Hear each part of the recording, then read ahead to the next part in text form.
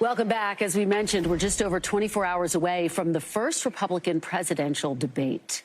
Tomorrow night, we'll get to hear 8 candidates make the case on why they should be the 2024 presidential nominee. Of course, the elephant in the room is who's not in the room. Frontrunner Donald Trump, who is choosing not to attend. Joining me now to discuss all of this is former Wisconsin Republican Governor Scott Walker. He is also president of the Young America's Foundation, which is partnering with the RNC for tomorrow night's debate. Governor, thank you for being here. Great to see you. Good to be with you. Wonderful to be here in Milwaukee with you. Welcome. Yes, thank you so much. It's really great to be here.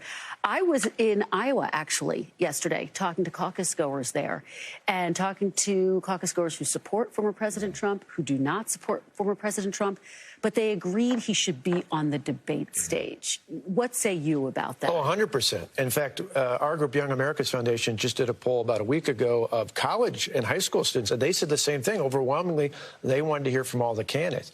Conventional wisdom in politics would be he's so far ahead, don't come. But Donald Trump's never been a conventional candidate. I stood next to him 8 years ago on that first debate stage. He took charge. He took command. I, quite frankly, am a little bit surprised that he's not going to be in Milwaukee for that debate. Do you think that voters can get a clear picture of the entire Republican field without him on the stage? Because, as you know, he will still be front and center, whether he's physically there or not. Well, I think it does provide an excellent opportunity, whether it's Ron DeSantis, Tim Scott, Nikki Haley, Mike Pence, whomever, somebody's going to have, or maybe a couple are going to have breakthrough moments. It does give them a chance to stand out if they take that opportunity and run with it. That would be different if he was there. Like I said, I've stood on that stage with him a number of times. It's hard to get a word in edgewise. It's hard to make a difference. So in that regard, it's helpful. I hope the moderators do a good job of, they can't ignore him entirely, but hopefully the entire debate isn't about that. I hope maybe a little bit about the indictments, a little bit about his non-presence, but the rest hopefully covers issues people care about. Well, you take me to my next question. What will you be watching for specifically tomorrow night? And what do the candidates need to do to have one of those breakout moments to really make a difference? Yeah, 2 things, particularly in a state like Wisconsin, a battleground state, is they've got to make a connection and look like they're fighting, but not for the sake of fighting, but fighting for people like the people watching at home. I filled up my gas tank on my Chevy Traverse this weekend over at Quick Trip, just not too far from here. And I think a lot of us, at least in the Midwest, are shocked seeing, gas prices are almost $4 a gallon. For people who are worried about that, for the worried about the cost of filling up their grocery cart and all these other issues out there, I think they want to hear not just some economic plan, but what are you actually going to do that's going to make their life and, more importantly, the lives of their children better? That's the kind of breakthrough moment that I think at least one, if not multiple candidates need to make. We are here in Wisconsin, a state that has been so close in the past several presidential election cycles. Big picture. How do you stand out? You're talking about the economy, which, by the way, Iowa voters are saying that's their top issue as well. But what ultimately makes the difference at the finish line? Yeah, it's amazing. Even in the economy in this poll we did with young people, even they listed it #1, which would defy what we've commonly heard. And I think that's because, again, as costs go up and that, it's not just the plan, it's the connection. I said you got to be bold, but also have believability.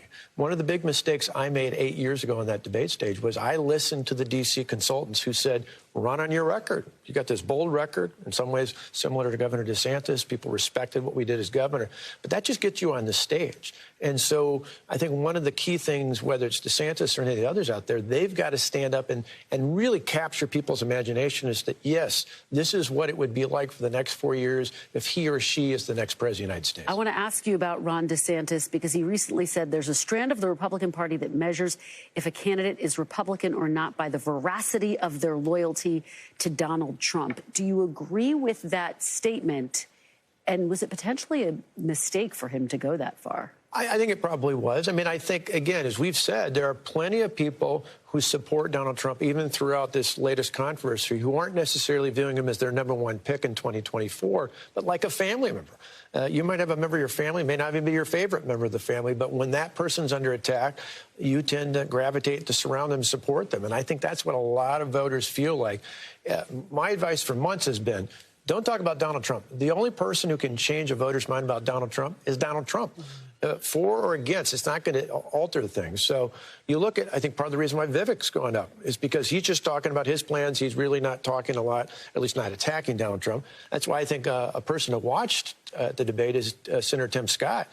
He's not attacked President Trump. He's talked about his own agenda, and he's willing to take risks. Heck, the guy went on The View. I think people will give him credit for things like that. It sounds like you do see some parallels between your campaign and Ron DeSantis's campaign. An Iowa voter yesterday told me they actually really liked Ron DeSantis, but then felt like he'd been too extreme on some of the issues. How do you think he starts to win some of those voters back? What would your advice be for him at this critical stage in the race? Yeah, the kicker is, again, think about what got him to be governor and be reelected as governor, and then multiply that to a national audience. So he didn't just win on personality. He won because people go 1, 2, 3. These are the things you get with Ron DeSantis, or I did the same sort of thing here in Wisconsin.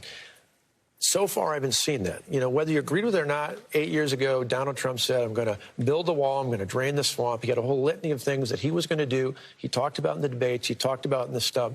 And every American, no matter who they were, knew what that was. Governor DeSantis and the other candidates, for that matter, if they're going to break through and get even remotely close to catching up to the president, have got to have those kind of moments. We got a new poll number out today. Half of likely Republican Iowa caucus goers believe Mr. Trump won the 2020 election. Is that something you're comfortable with? Well, I think, again, part of it is because they're so frustrated with legitimate problems that have been identified in Wisconsin and Pennsylvania and Arizona and elsewhere. Even though there was no proof of fraud despite countless court cases. No, but a good example in Wisconsin. No dispute over this fact. Over 200,000 ballots were cast by absentee ballot that didn't follow the state law. Now, was it fraud? Part of it was confusions during COVID. Part of it was things like here in Milwaukee or Dane County where they handed out absentee ballots at parks, even though the law says you actually have to ask for them in writing. Now, is that enough to change the election? We don't know. My view is... Multiple judges found there was no proof of widespread fraud, well, the Supreme Court refused to take it up here in Wisconsin. That was the problem. But I'm not even arguing about that. My point is there are legitimate things that need to be looked at and correct for future elections. I think it's wasted time for anybody, whether you're on the left or the right. I actually think part of the backfire at the indictment is that the left doesn't want to look back either. Elections are always about the future. They're never about the past. Very quickly, should the candidates who did not qualify for the debate tomorrow night drop out of the race? Is it? I don't see other reason why. I mean, the bottom line is if you're not on the debate stage, your chances are next to nil. Even a bunch of the folks that made it may actually be not too far from the tail end either. But the bottom line is you've got to be in a position where you can talk to the voters, share your ideas. Now, someone who's polling a little bit lower could move up, but they got to have that breakthrough moment. Governor Scott Walker, so great to see you. Thank you. Thanks for being in Wisconsin. Really appreciate it. Thanks for having us. Thanks for watching our YouTube channel. Follow today's top stories and breaking news by downloading the NBC News app.